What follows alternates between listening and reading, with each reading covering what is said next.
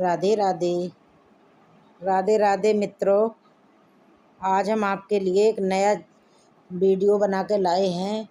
बहुत बहुत स्वागत है आप सबका हमारे यूट्यूब चैनल में। प्यारे मित्रों, आज फिर नया वीडियो नई जानकारी लेके हाजिर हुए हैं। आज की जो जानकारी है, आज का जो प्रसंग है, ये बड़ा ही ज्ञानवर्धक है, बड़ा ही सुंदर है। आज का प्रसंग जो है हर व्यक्ति को सुनना चाहिए। और आज हम इस वीडियो के माध्यम से आपको बताने जा रहे हैं, हम रोज़ घर में झाड़ू लगाते हैं। झाड़ू लगाने के बाद कौन से स्थान पर झाड़ू रखनी चाहिए, जो कि हमारे ही घर में माँ लक्ष्मी का आगमन हो। और घर में जब हम झाड़ू लगाते हैं तो वो समय कौन सा होना चाहिए, जिससे कि माँ लक्ष्मी का आगमन होता रहे हमारे घर में और हमारी गरीबी हमेशा के लिए दूर हो जाए। इस बात को तो आप सब जानते ही होंगे कि झाड़ू माँ लक्ष्मी का प्रतीक होती है। झाड़ू हमारे घर से सभी प्रकार की गंदगी साफ करने का कार्य करती है। प्यारे मित्रों, शास्त्रों में भी ऐसा लिखा गया है, माँ लक्ष्मी का प्रतीक होती है। और जिस घर में झाड़ू का अपमान होता है, उस घर में माँ लक्ष्मी रोके चली जाती है, उस घर की सुख समृद्धि भंग हो जाती है। झाड़ू एक ऐसी चीज़ होती है जो हमारे घर को स्वच्छ रखती है, स्वच्छ के साथ साथ हमारे घर में सुख समृद्धि भी लाती है। हमारे घर में झाड़ू की वजह से माँ लक्ष्मी का आगमन होता है। आपका भाग्य उदय होने का संकेत भी आपके भाग्य में छुपा होता है। झाड़ू संकेत देती है कि आपका भाग्य उदय कब होगा और कैसे होगा। जो लोग झाड़ू के इशारे को समझ जाते हैं, झाड़ू के संकेतों को समझ जाते हैं, उन लोगों का भाग्य उदय हो जाता है। और वो लोग झाड़ू के संकेत के आधार से अपना जीवन व्यतीत करने लगते हैं। झाड़ू के बारे में आपने हजारों लाखों वीडियो देखी होंगी, झाड़ू के बारे में आपने बहुत वीडियो देखे होंगे, लेकिन ये जानकारी पुराने शास्त्रों और पुराने ऋषि मुनियों से प्रमाणित है। हमारी दी जानकारी बिल्कुल सही सत्य होती है।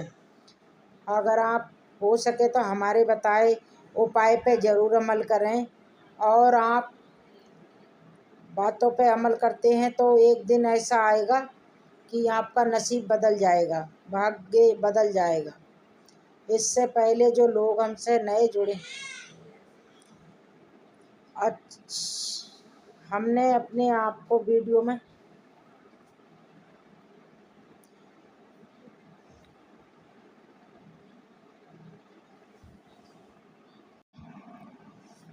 प्यारे मित्रों, झाड़ू के बारे में एक छोटी सी कहानी है, उसे मैं सुनाने जा रही हूँ। इस कहानी को आप गौर से और ध्यान से ज़रूर सुने, और हो सके तो इस पे ज़रूर अमल कीजिए।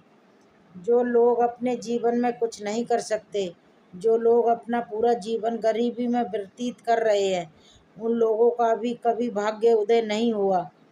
ऐसे लोग इस वीडियो को अंत तक देखें ताकि आपको संपूर्ण जानकारी हासिल हो। और हम शुरू कर रहे हैं।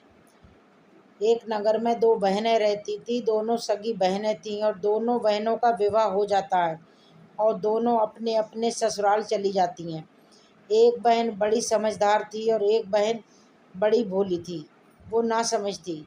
बड़ी बहन समझदार थी और छोटी बहन भोली थी। छोटी बहन किसी भी चीज़ को गंभीरता से नहीं लिया करती थी, वो हर चीज़ को एक तरीके से मजाक तौर पर लिया करती थी, हर चीज़ को पाखंड समझा करती थी। और बड़ी बहन शास्त्रों की बताई हुई बातों पर यकीन करती थी, उन पर पूर्ण विश्वास किया करती थी। तो बड़ी बहन शास्त्रों की बातों पर यकीन करते हुए हमेशा जब भी अपने घर में झाड़ू लगाती तो ब्रह्म मुहूर्त में ही झाड़ू लगाती थी।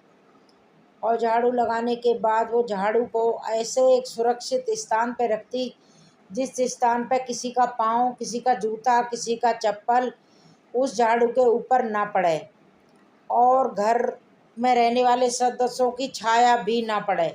ऐसी सुरक्षित जगह पे वो झाड़ू रखती थी। बहुत प्यार से, बड़ी संभाल करके झाड़ू को रखती थी। छोटी बहन जब मर्जी घर में झाड़ू लगा देती और जैसे मर्जी जहाँ मर्जी पटक देती थी, झाड़ू इधर उधर पड़ी रहती थी। कभी उस पर पाँव पड़ते, कभी उस पर चप्पल लगती, कभी उस पर परछाई पड़ती, क्योंकि वो ऐसी कहीं पर भी डाल देती तो झाड़ू में ठोकर भी लग जाती। छोटी बहन झाड़ू की कोई देख देख नहीं करती थी, और कभी अपने घर में झाड़ू लगाती और कभी भी नहीं भी लगाती। इस तरीके से छोटी बहन के घर में बहुत सारी गंदगी रहने लगी। उधर बड़ी बहन ब्रह्म मुहूर्त में ही सुबह के वक्त अपने घर में झाड़ू लगाती, पूरे घर के जाले साफ करती, पूरे घर को स्वच्छ रखती, और शाम के वक्त जब 4 बजे का समय होता तो फिर से अपने घर में झाड़ू लगाती। और प्यारे मित्रों, पूरे घर की साफ सफाई करने के बाद में झाड़ू को एक सुरक्षित स्थान पर रखती थी। तो बड़ी घर बहन के घर में धीरे धीरे माँ लक्ष्मी का आगमन शुरू हो गया, क्योंकि उसका घर हमेशा स्वच्छ रहता था, कभी गंदगी नहीं रहती थी। प्रातःकाल ब्रह्म मुहूर्त में अपने घर की साफ सफाई किया करती थी, अपने रसोई घर की साफ सफाई किया करती थी, और स्नान ध्यान करने के बाद बड़ी बहन भोजन बनाया करती थी। इसी तरीके से उनके घर में माँ लक्ष्मी का आगमन हो गया। प्यारे मित्रों, कुछ वर्ष निकलने के बाद में बड़ी बहन एकदम लखपति बन जाती है, करोड़पति हो जाती है। जब उसके घर में किसी चीज़ की कोई कमी नहीं थी, अन्न धन की कोई कमी नहीं थी, पैसे की कोई कमी नहीं थी, अपने बच्चों का अच्छे से लालन पालन करती थी, और अपने बच्चों को यही बताती कि बेटा झाड़ू को कभी पाँव मत रखना। झाड़ू माँ लक्ष्मी का प्रतीक होती है, इसलिए उसके बच्चे भी संस्कारी होते हैं। उसे उसकी छोटी बहन हमेशा पाँव में रखती थी, पाँव से कुचल जाती, कभी जूते लग जाते, कभी चप्पल रख जाते, तो उसके घर में माँ लक्ष्मी का आगमन नहीं होता, दुख दरिद्रता आ जाती है उनके घर में, माँ लक्ष्मी का निवास खत्म हो जाता है। माँ लक्ष्मी सदा सदा के लिए रूठ के चली जाती है। अब छोटी बहन के घर में हमेशा दुख पीड़ा बनी रहती है, और गरीबी से जूझते रहते हैं। एक दिन ऐसा आता है कि उनके घर में खाने को भी दाने नहीं रहते हैं। तब वो बड़ा परेशान हो जाते हैं, अपने अड़ोसी पड़ोसियों से मदद की गुहार लगाते हैं, लेकिन कोई भी उसकी मदद नहीं करता, क्योंकि मदद करने का भी कोई एक सिस्टम होता है। जिन लोगों के पास आमदनी होती है, पैसा होता है, आमदनी होती है, रोजगार होता है, जो अच्छा बिजनेस करते हैं, उन लोगों को हर कोई बिजनेस में पैसे दे देता है, हर कोई मदद कर देता है। जो गरीबी से जूझते हैं, जिनके पास कारोबार नहीं होता, जिनके पास धन नहीं होता, रोजगार नहीं होता, जो बेरोजगार होते हैं, जिनके ऊपर हजारों लाखों रुपए का कर्जा होता है, आए दिन लोग उनके घर में कर्जा मांगने के लिए गुहार लगा रहते हैं, तो उन लोगों की कोई मदद नहीं करता है। उन लोगों से खास मित्र, सगे संबंधी, भाई बहन, माता पिता सब बच के निकल जाते हैं।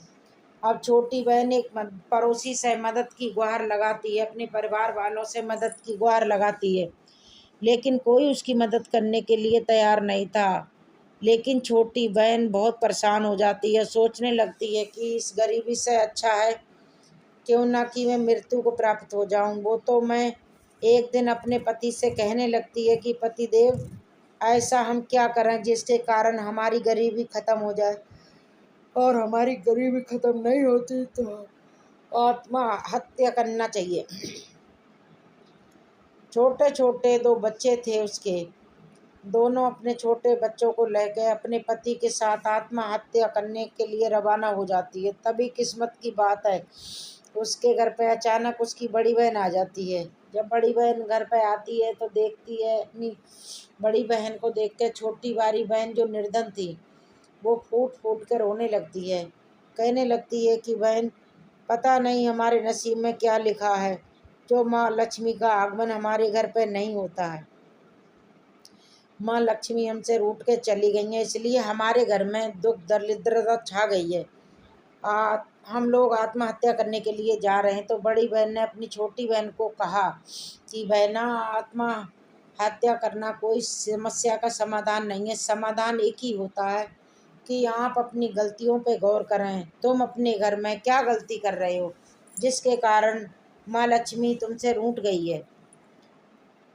तो प्यारे मित्रों, छोटी बहन बड़ी बहन से घर पर ले जाती है और अपने घर को दिखाती है। जब बड़ी बहन अपनी छोटी बहन के घर को देखती है, और घर को देखने के बाद अपनी छोटी बहन से कहने लगती है कि अब मेरी बात तुम गौर से सुनो। सबसे पहले तो तुम अपने घर में स्वच्छता रखना शुरू करो। जितनी भी गंदगी पड़ी है, इधर उधर मकलियों के जारे लगे हैं, कहीं कूड़ा पड़ा है, कहीं कचरा पड़ा है, कहीं बीड़ी पड़ी है, कहीं पर दारू के बोतल पड़ी है, इन सभी को आप साफ करो। अच्छी तरह घर को स्वच्छ करो। बड़ी बहन के घर बड़ी बहन छोटी बहन के घर को साफ सफाई करवाती है। और झाड़ू के प्रति जो शास्त्रों में बताया गया है, बड़ी बहन छोटी बहन से कहती है कि तुम घर में जब भी झाड़ू लगाओ तो झाड़ू को सबसे पहले उचित स्थान पर रखा करो, ताकि झाड़ू आने जाने वाले के पाँव के नीचे ना आए, उनकी ठोकर ना लगे। और दूसरा नियम यह है कि जब भी घर में झाड़ू लगाओ तो ब्रह्म मुहूर्त में लगाओ, और शाम के वक्त झाड़ू लगाओ तो सूर्य अस्त होने से पहले लगाओ। सूर्य अस्त होने के बाद झाड़ू को छूना भी गुनाह होता है। इस तरह की कुछ झाड़ू के नियम बताती है। तो छोटी बहन बड़ी बहन की बताए हुए नियमों का पालन करने लगती है। धीरे धीरे उसके घर का उसके भाग बोधे होने लगता है। अब एक दिन ऐसा आता है कि उसके घर में भी माँ लक्ष्मी का आगमन शुरू हो जाता है। उसके घर में भी किसी प्रकार की कोई कमी नहीं रहती है। तो प्यारे मित्रों, अब आपको समझ में आ गया होगा कि झाड़ू माँ लक्ष्मी का प्रतीक होती है, और झाड़ू हमारे सुख समृद्धि के लिए, हमारे ऐश वैभव के लिए कितना लाभ होता है और कितनी काम की चीज़ है। प्यारे मित्रों, ये छोटी सी कहानी यहीं समाप्त होती है। अगर आप भी अपने घर में ऐसी गलतियां कर रहे हैं तो उन गलतियों पे ज़रूर गौर करें, ताकि माँ लक्ष्मी का आगमन आपके घर में भी बहुत जल्दी हो और आपके दुख दरिद्रता हरदम हमेशा के लिए दूर हो जाए।